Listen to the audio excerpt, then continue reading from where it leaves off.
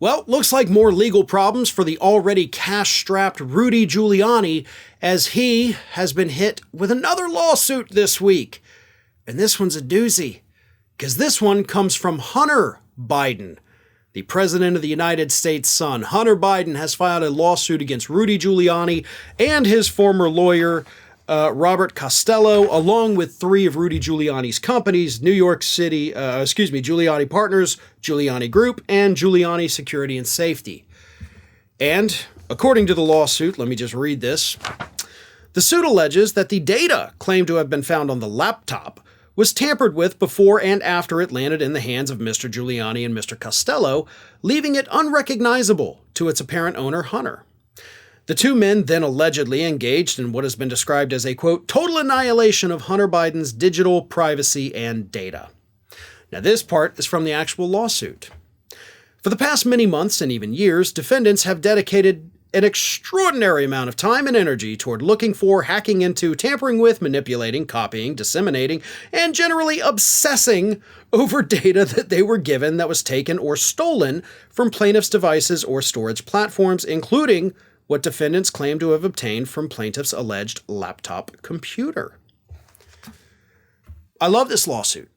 I love the lawsuit that Hunter Biden filed against the former Trump aide. Same thing. I love the lawsuit that he filed against the laptop repair shop owner because it answers a question, it addresses a question that I feel like I'm the only one that's been asking, which is how in the hell did these people get their hands on this information, and why in the hell are they not behind bars for stealing a person's private data? And of course, releasing his pornographic photographs to the public. That's illegal. None of these people have faced any criminal charges for it. And here's the thing, it doesn't matter if they got this data and it showed that Hunter Biden committed crimes, okay?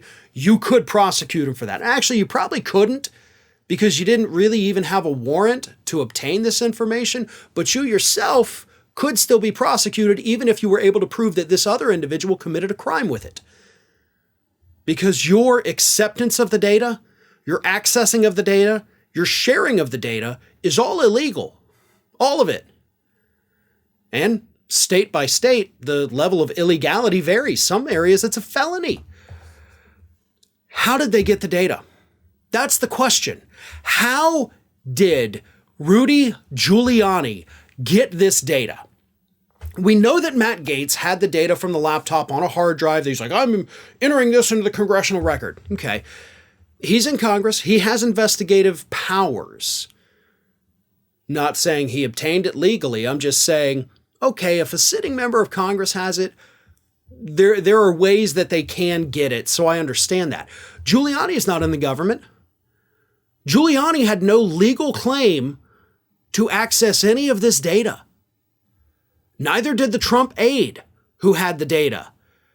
The laptop repair shop owner, regardless of what his store's policies are, he didn't have the right to share this data with anyone other than law enforcement authorities.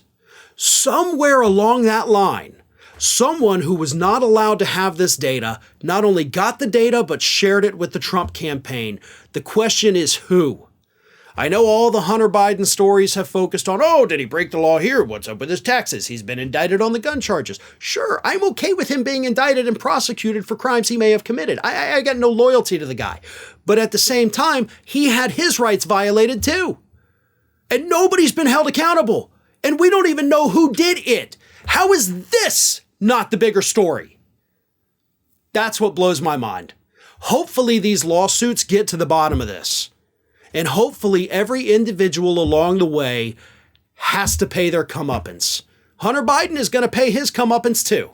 Okay? He's been indicted by the DOJ and he is most likely going to be convicted. But he was also a victim. And he deserves justice just as much as he deserves to face justice. Ring of Fire has fresh content 7 days a week, so if you want to be reminded about it, don't forget to subscribe to the channel, hit the little bell to be notified every time a new video goes up.